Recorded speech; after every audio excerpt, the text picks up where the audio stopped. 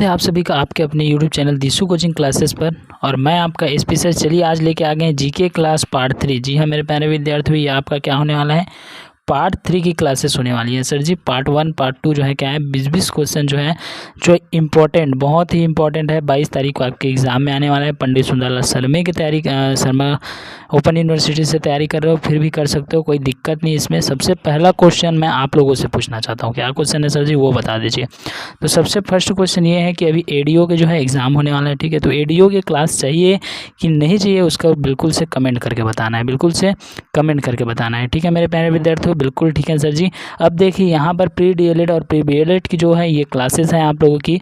तो चलिए बिना देरी करते हुए हम क्या करते हैं, क्लासेस को स्टार्ट करते हैं। उससे पहले आप क्या कर लेना, चैनल पर नए तो चैनल को सब्सक्राइब कर लेना, सेशन पर नए तो सेशन को क्या कर देंगे, शेयर कर देंगे अपने दोस्तों के साथ, अपने मित्रों के साथ, अपने जो भी भाई बंधु हैं उनके साथ क्या कर सकते हो, शेयर कर सकते हो। और वीडियो को लाइक अभी नहीं करना मेरे प्यारे विद्यार्थियों, वीडियो को लाइक आपको क्या करना है, बाद में करना है, जब क्लासेस अच्छा लगे तब की बात है। ये क्लियर है? तो बिल्कुल क्लियर सर जी। चलिए आप तो क्वेश्चन कराइए। तो चलिए क्वेश्चन कराते हैं। 31वां नंबर का क्वेश्चन है, भारतीय संविधान में के किस संशोधन अधिनियम के द्वारा पंचायती राज व्यवस्था का जो है इसको क्या दिया गया था, सर्वाधिक दर्जा दिया गया था। मतलब उस कौन कितने संशोधन अधिनियम हुए जिसके बाद जो है पंचायती राज व्यवस्था को अधिक माना गया, अधिक मान्यता दिया गया, ये क्वेश्चन है हमारे। तो सबसे पहले मैं बता दूं कि भारतीय संविधान में 106 बार क्या हुआ है, संविधान जो है संशोधन किया गया है। क्लियर है? भारतीय संविधान में 106 बार संशोधन इसको किया गया है, ठीक है।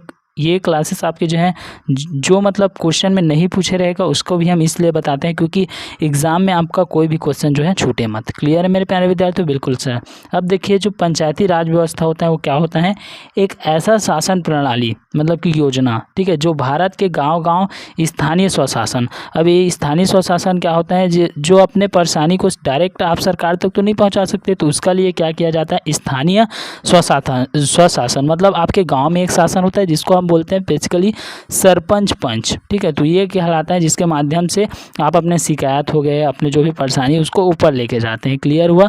सरकार तक पहुंचाना, ये क्या कहलाता है आपका, यही होता है पंचायती राज व्यवस्था, ठीक है। अब इसको देखो, इसको बढ़ावा 1992 में, मेरे प्यारे विद्यार्थियों बिल्कुल से सुनना, इसको कब है, 1992 में। जी सर जी 1992 में। अब सर जी ये बता दीजिए कि कितने मतलब कि कौन से संशोधन अधिनियम के द्वारा किया गया। तो ये जो है 73वां, जब 73 बार जो है सुधार किया गया संविधान में, तब उसमें क्या सुधार हुआ मेरे प्यारे विद्यार्थियों, तब उसमें सुधार हुआ सर जी, तब उसमें जो है पंचायती राज व्यवस्था को क्या माना गया, सर्वाधिक जो है दर्जा दिया गया। क्लियर है? तो इसमें कौन सा आंसर राइट हो जाएगा, इसमें हो जाएगा आप लोग का सी फॉर चंद्रमुखी राइट आंसर। बिल्कुल क्लियर, बिल्कुल क्लियर सर जी। चलिए आगे बढ़ते हैं। 32वां नंबर का क्वेश्चन देखिए। 32वां नंबर का क्वेश्चन है मेरे प्यारे विद्यार्थियों, खाली स्थान सेज सौदा, ठीक है, शेष सौदा व्यापार सेवाओं और शेष विश्व प्राप्त निवल जो है अंतःकरण योग होता है। देखिए तो सबसे पहले बता दें, ये जो शेष सौदा व्यापार, ठीक है, सेवा और शेष विश्व प्राप्त निवल अंतर का योग होता है।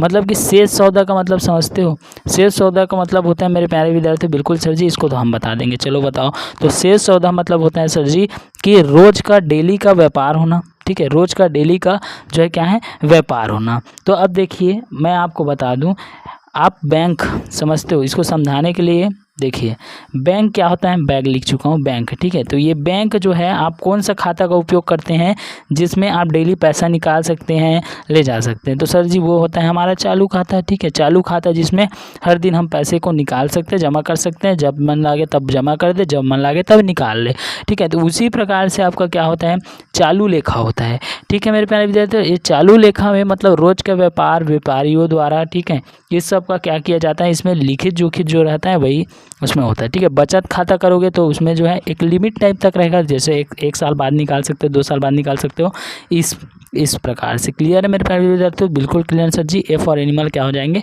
राइट आंसर हो जाएंगे। चलिए उसके बाद देखिए आप लोग का 33वां नंबर का क्वेश्चन। देखिए यहाँ पर 33वां नंबर का क्वेश्चन मेरे प्यारे विद्यार्थियों, सर जी बताइए, सरकारी कर्मचारियों द्वारा प्रदान की गई सेवा रहित किसी भी क्षेत्र में असाधारण एवं प्रतिष्ठित सेवा के निम्नलिखित में से कौन सा भारत का दूसरा बड़ा दिया जाने वाला नागरिक पुरस्कार है। सबसे पहले तो यहाँ पर स्पष्ट ही बता दिया गया है, बाकी सबको छोड़ दो।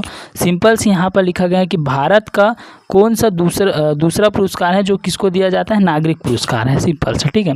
तो हम जानते हैं कि सबसे बड़ा पुरस्कार जो है, भारत का सबसे अव्वल नंबर का पुरस्कार है, वो क्या कहलाता है, वो हमारा है भारत रत्न। सर जी बिल्कुल सही बात है, वेरी गुड, ठीक है। कौन सा है वो, भारत रत्न है। तो अब दूसरा पुरस्कार में क्या होता है सर, तो दूसरा पुरस्कार में मैं बता दूं मेरे प्यारे विद्यार्थियों, दूसरा पुरस्कार जो है एक ऐसा पुरस्कार जो भारत का दूसरा राष्ट्रीय पुरस्कार है, जो क्या है, असाधारण एवं विशिष्ट, ठीक है, प्रतिष्ठा या फिर विशिष्ट सेवाओं के लिए दिया जाता है, ठीक है। यह किस दिन दिया जाता है, तो यह किस दिन दिया जाता है, यह कुछ मतलब दिल्ली में कुछ भी होता है ना, उस दिन दिया जाता है, लेकिन इसका नाम घोषित जो है स्वतंत्रता दिवस, ठीक है, स्वतंत्रता दिवस के जस्ट पहले दिन संध्या मतलब कि रात्रि को, ठीक है, संध्या को या रात्रि को घोषित किया जाता है और राष्ट्रपति द्वारा इसे नई दिल्ली में दिया जाता है। अब वो सर जी आप तो बताए ही नहीं कि वो कौन सा पुरस्कार है, तो मेरे प्यारे विद्यार्थी वो है आप लोग का जो है पद्म विभूषण पुरस्कार। मतलब कि सर सी फॉर चंद्रमुखी फिर से राइट आंसर लगाएंगे, तो बिल्कुल है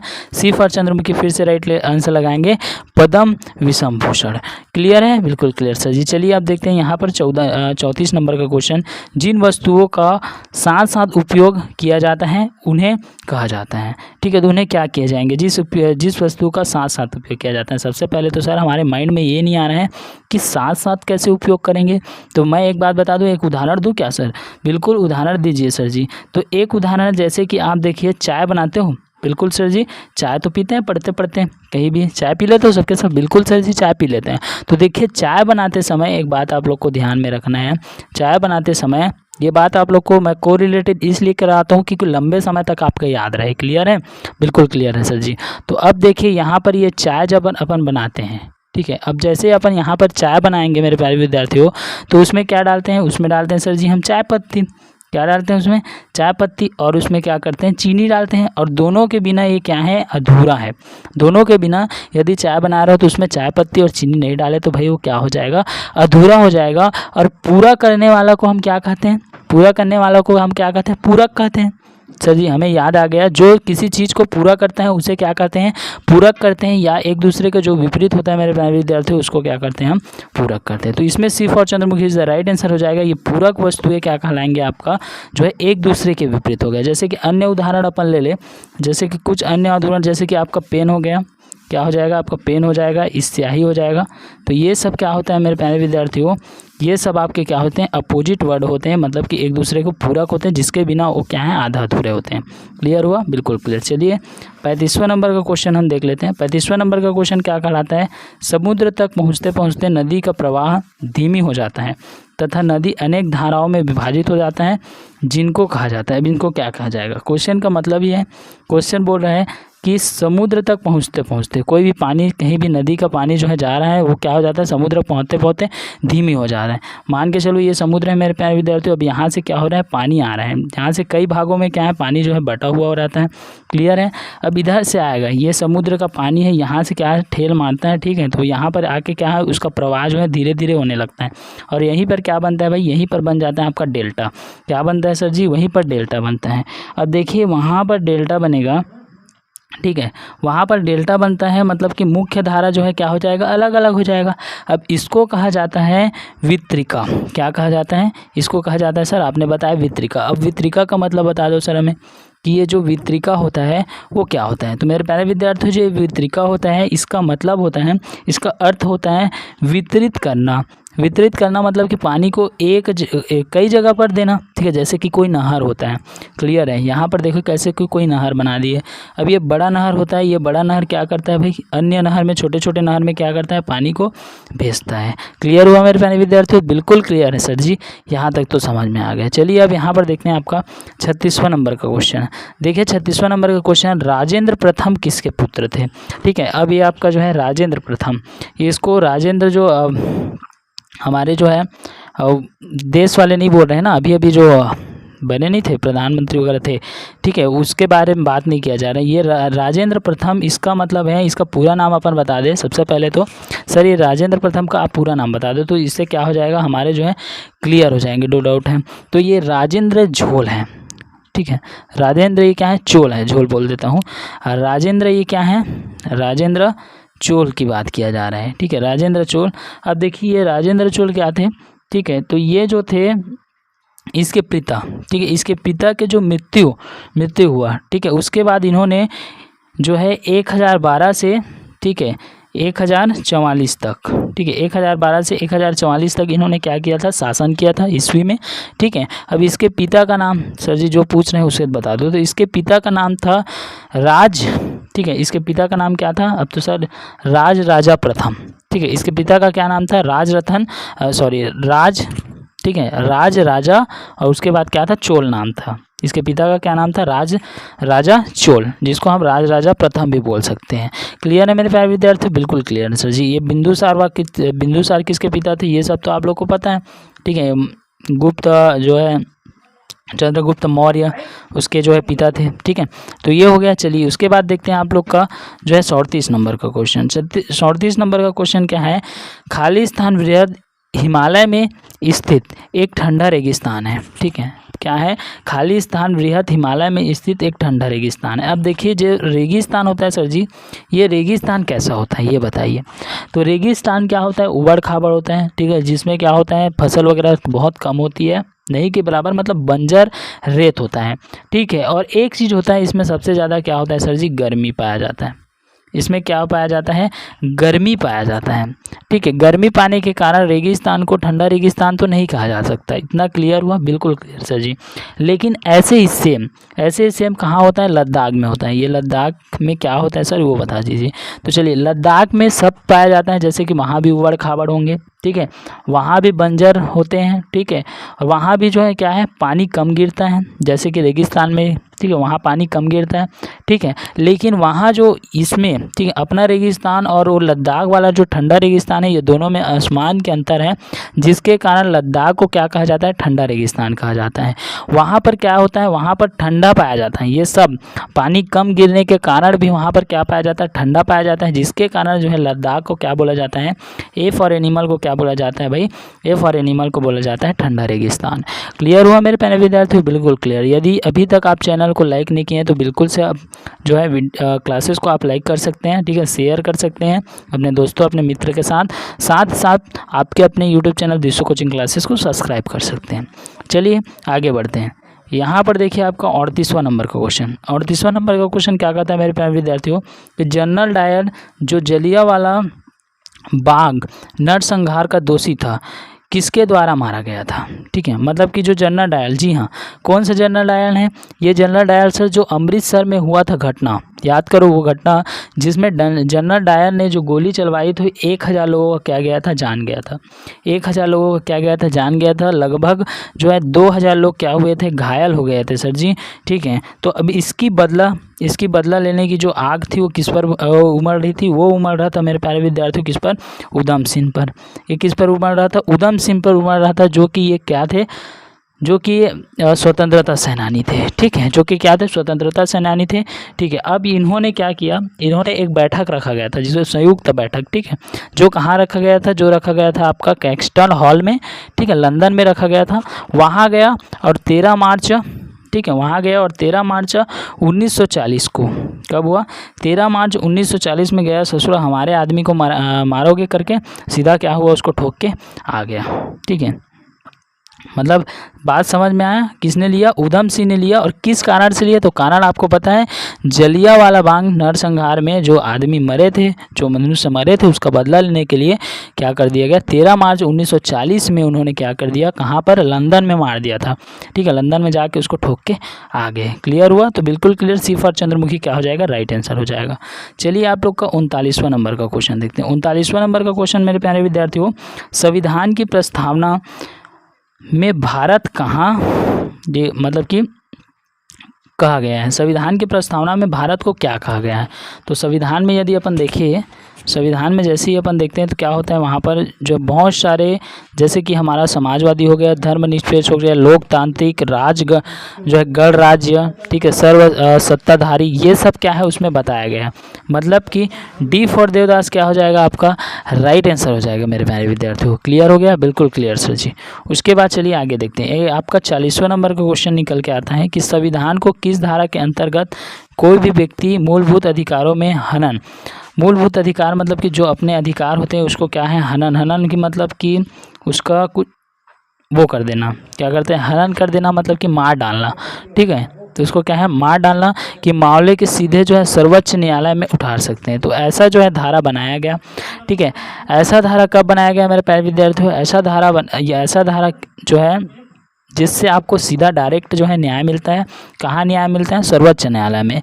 वो धारा कौन सा है, तो वो धारा आपका धारा नंबर 32। कौन सा धारा, धारा नंबर 32 जो है वो धारा है जिसके कारण से आप क्या है, अपना जो है अधिकार मांगने के लिए सीधा किसके सीढ़ी पर जा सकते हो, सर्वोच्च न्यायालय की सीढ़ी पर जा सकते हो मेरे प्यारे विद्यार्थियों। क्लियर हुआ, बिल्कुल क्लियर सर जी। उसके बाद देखते हैं आपका 41वां नंबर का क्वेश्चन। देखिए 41वां नंबर का क्वेश्चन क्या कहता है, पंडित भीमसेन जोशी निम्नलिखित में से किस क्षेत्र के संबंध रखते थे, ठीक है। तो ये पंडित भीमसेन जोशी जो थे वो देखिए, पंडित भीमराव जोशी जो थे, इसके बारे में थोड़ा सा मैं बता दूं, क्या बताना चाहते सर जी, बिल्कुल बताइए। तो पंडित भीमराव जोशी भीमसेन जोशी जो थे वो प्यारे विद्यार्थियों, वो क्या थे, वो उसको जो है भारत रत्न मिल चुका था। अभी हमने बात किया सर जी कि भारत रत्न जो है सर्वोच्च नागरिक होने का जो है सबसे बड़ा पुरस्कार है, जो कि पंडित भीमसेन जोशी को मिल चुका है। तो बिल्कुल मिल चुका है। अब देखिए किस क्षेत्र में थे ये, तो इसको अपने आवाज़ के दम पर जाना जाता था। बिल्कुल सर, ये गाना वाना गाते होंगे, ठीक है। बहुत अच्छे पकड़े, ये गाना गाते थे, ठीक है। और गाना गाते थे, कौन सा गाना गाते थे, शास्त्रीय संगीत के गाना गाते थे। मतलब कि ये सिर्फ और चंद्रमुखी के क्षेत्र थे, मतलब कि शास्त्रीय संगीत के क्षेत्र से आते थे। बिल्कुल क्लियर हुआ, बिल्कुल क्लियर सर जी। उसके बाद देखिए आपका 42वां नंबर का क्वेश्चन। 42वां नंबर का क्वेश्चन कहता है कि ओलंपिक्स में किसने सबसे अधिक स्वर्ण पदक जीते थे, ठीक है। तो ओलंपिक्स में सबसे ज़्यादा जो स्वर्ण पदक जो जीते थे उनका नाम था, ठीक है, उनका नाम था, यहाँ पर मैं बता दूं कि सबसे ज़्यादा मतलब कि 23, ठीक है, 23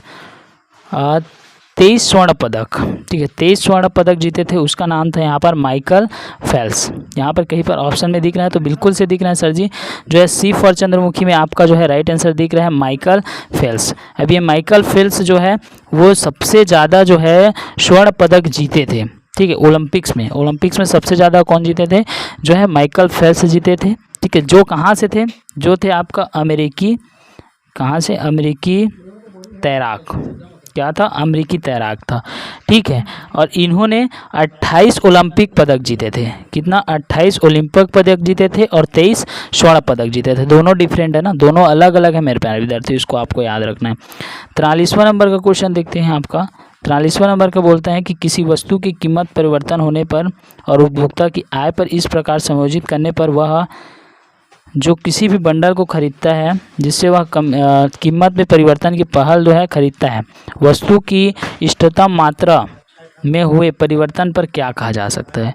तो इसका सीधा सीधा मतलब जाता है, क्वेश्चन ही समझ में नहीं आ रहा, इतना बड़ा है ऐसा आप लोग सोच रहे होंगे, लेकिन मेरे प्यारे विद्यार्थियों सीधा सीधा ये कहा जाता है कि देखिए आप जो है कीमत में परिवर्तन होने पर उपभोक्ता की आय की प्रकार, मतलब कि कोई भी, जैसे कि कोई सामान ले लेते हैं, इसको समझने का एक तरीका है, कोई सामान ले लेते हैं 200 वाला है, ठीक है। ये उस समय जो था क्या होता है, अपने अपने इष्टतम का चुनाव होता है। मतलब इष्टतम का चुनाव मतलब सीधा सीधा हम बोल सकते हैं कि अपने जो है सबसे अच्छा चुनना। आप क्या करना चाहते हैं कि जो आपका बजट है उसी में सबसे ज़्यादा या सबसे अच्छा हो जाए।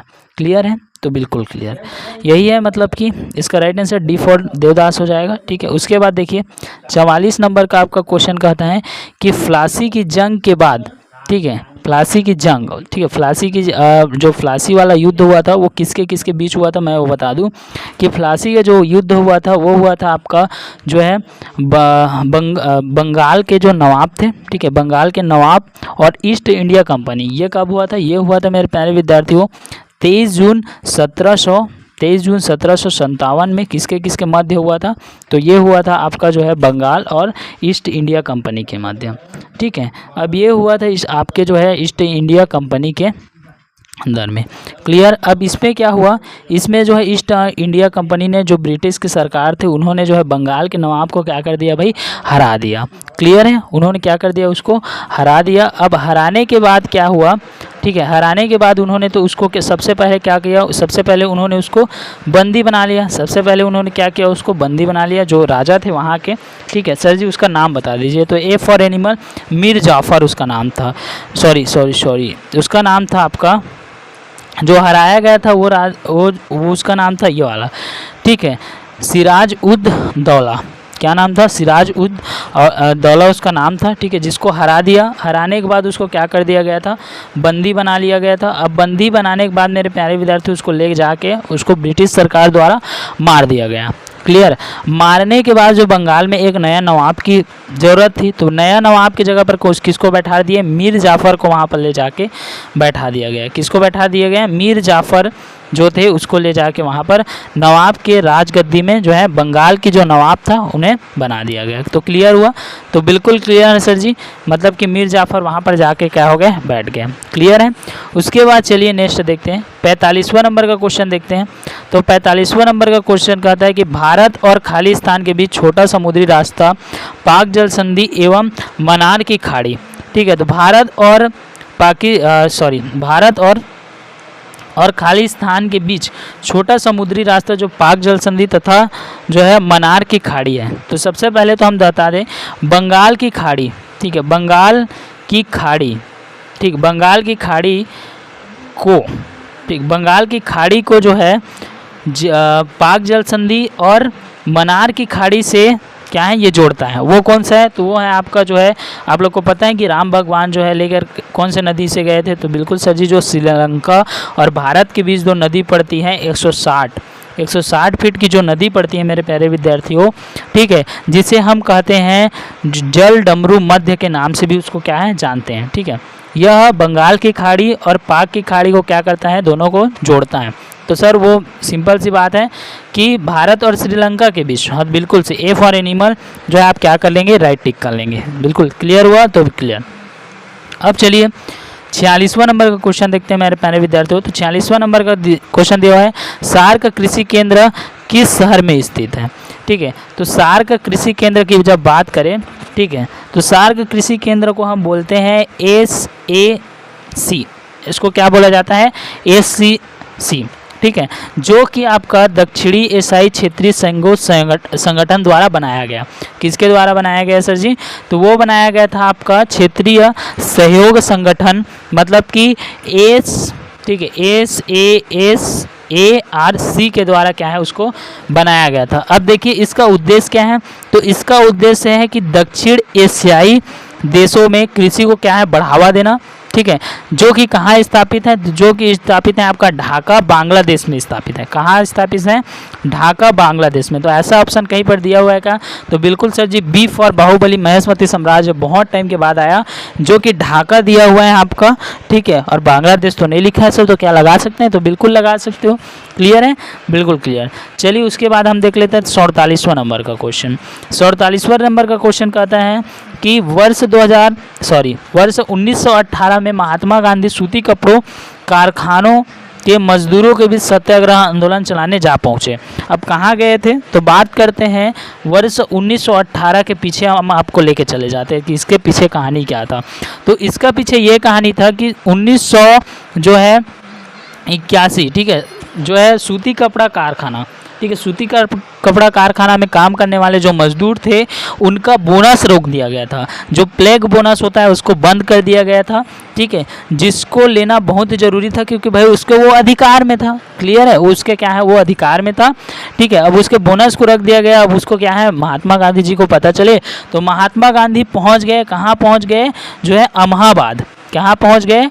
अहमदाबाद बोलता हूँ, अहमदाबाद। कहाँ पहुँच गए? अहमदाबाद पहुँच गए। अब अहमदाबाद में उन्होंने क्या किया?